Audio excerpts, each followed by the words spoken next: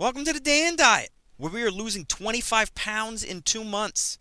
Once we know how to weigh and measure food and then calculate and track calories for those, the next step is to plan meals. Planning your meals is essential for losing weight and staying on track. I know because I've lost 25 pounds in 2 months planning my meals. Sometimes you need a quick meal or a snack.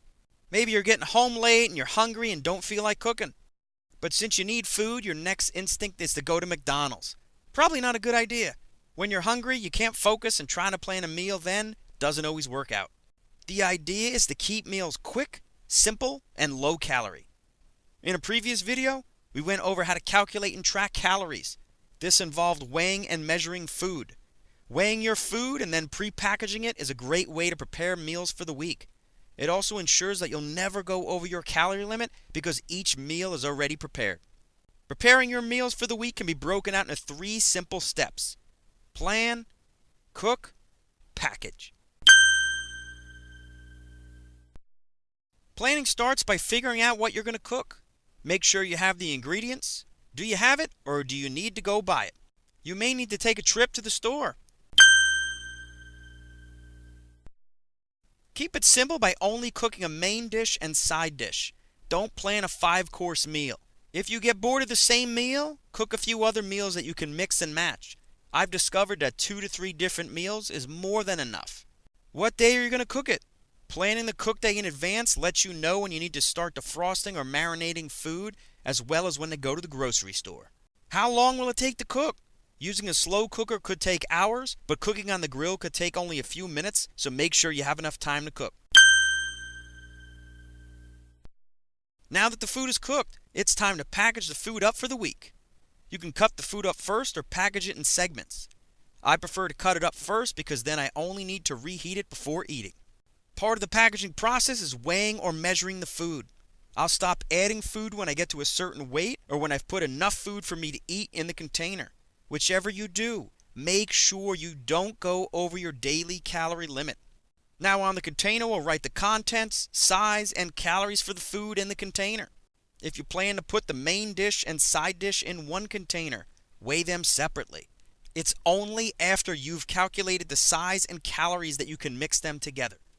If you're cooking for much later on and want to freeze the food, I recommend using a food vacuum sealer. It will help keep the meal fresh. I'll put a link to one in the description below.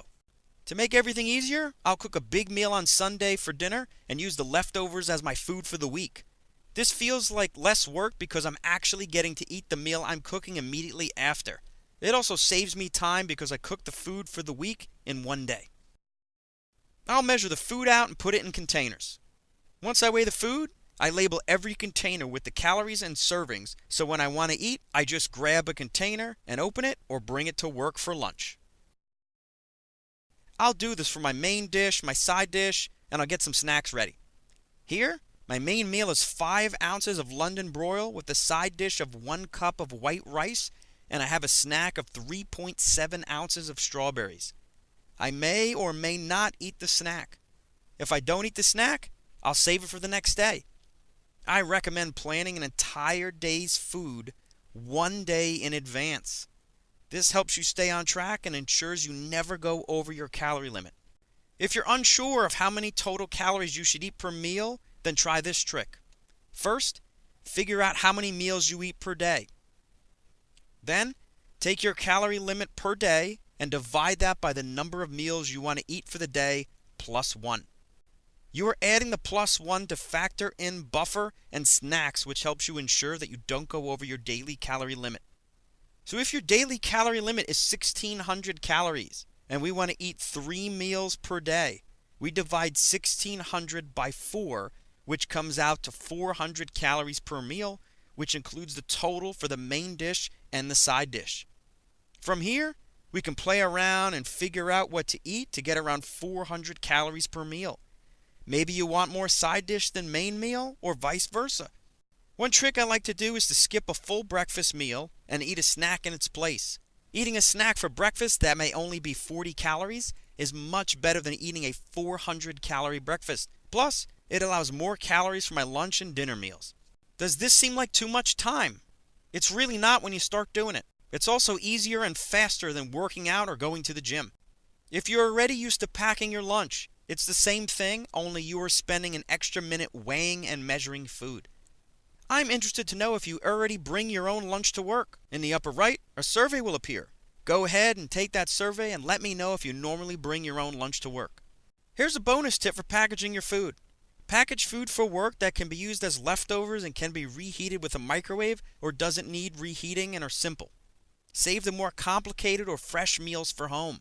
For example, I'll package London broil and white rice as a meal for work because I can easily heat it up in the microwave. But I'll save more complicated meals like tuna fish on a bagel for home because I want the tuna fish made fresh and I want the bagel toasted. What are you preparing for your meals? Comment below and let me know. List the main dish, side dish, and total calories in the comments below.